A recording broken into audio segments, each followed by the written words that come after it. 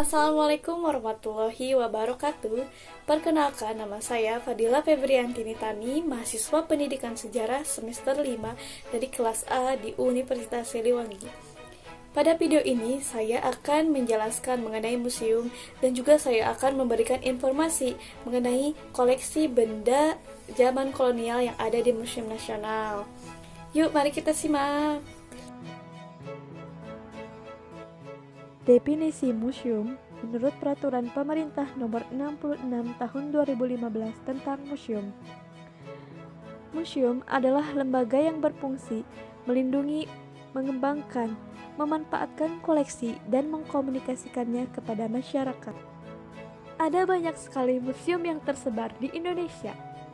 Salah satu museum yang terbesar dan memiliki koleksi terbanyak adalah Museum Nasional atau Museum Gajah.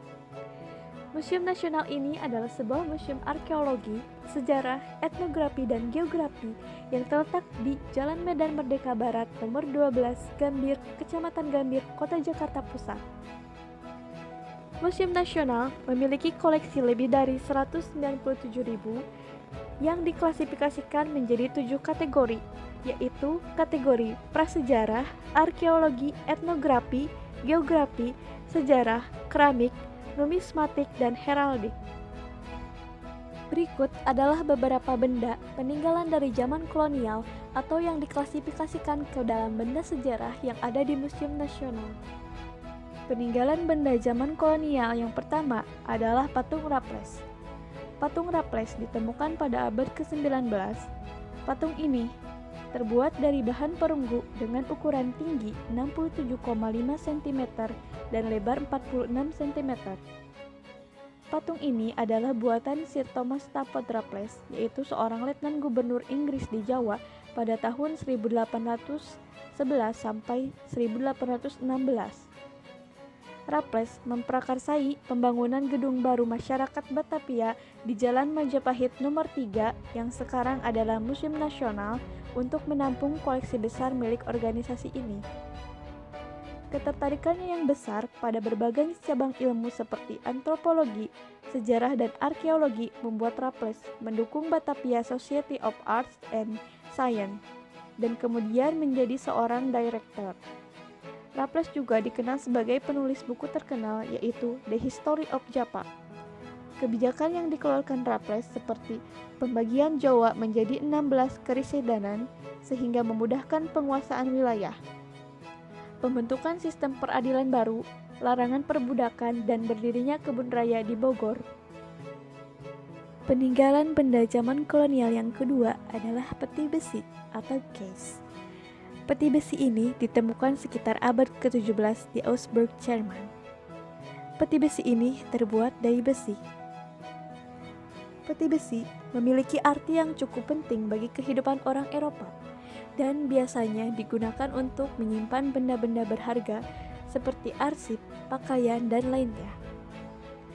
Peti besi didekorasi dengan gaya barok yang berkembang pada masa pemerintahan Louis XVI di Prancis sekitar abad ke-17.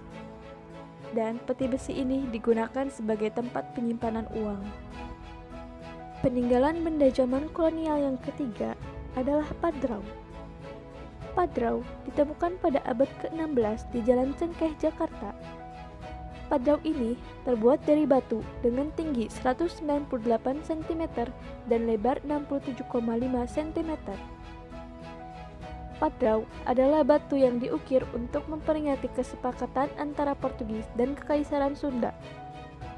Pada tahun 1522, Gubernur Portugis di Malaka, Jorge de Albuquerque, mendelegasikan Hendrik Klim untuk mengembangkan hubungan komersial dengan Raja Sunda atau Sanian. Perjanjian antara Portugis dan Kerajaan Sunda ditandatangani pada tanggal 21 Agustus 1522. Perjanjian tersebut mengizinkan Portugis untuk mendirikan kantor perdagangan di dalam sebuah benteng di Sunda Kelapa dan untuk membuat batu peringatan padrau dalam bahasa Portugis.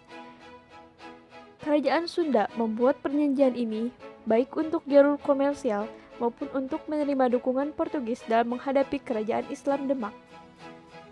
Akhirnya, Perjanjian tersebut tidak dilaksanakan karena pada tahun 1527, Fathaillah Sultan Demak berhasil menaklukkan Sunda Kelapa. Peninggalan benda zaman kolonial yang keempat adalah bel. Bel ditemukan pada abad ke-19 di Bangkalan, Madura. Bel ini berukuran tinggi 79 cm dan lebar 48 cm. Bel tersebut bertuliskan aksara Jawa kuno yang bertuliskan bahwa bel itu dipesan oleh Cakra Adiningrat II dari Madura pada tahun 1742. Peninggalan benda bersejarah yang terakhir adalah spear and saddle atau tombak dan pelana. Tombak dan pelana ditemukan pada abad ke-19 di Yogyakarta. Pelana terbuat dari kain, kulit, dan juga besi. Sedangkan tombak terbuat dari kayu, besi, emas, batu permata, dan kawat logam. Ukuran pelana sekitar 1,80 cm dan lebar 68 cm. Sedangkan ukuran tombak sekitar 1,98 cm dengan diameter 3,2 cm. Kedua barang tersebut adalah milik Pangeran Diponegoro, seorang pahlawan Indonesia yang berperang melawan Belanda antara tahun 1825 dan 1830. Sekian di video kali ini. Thank you for watching.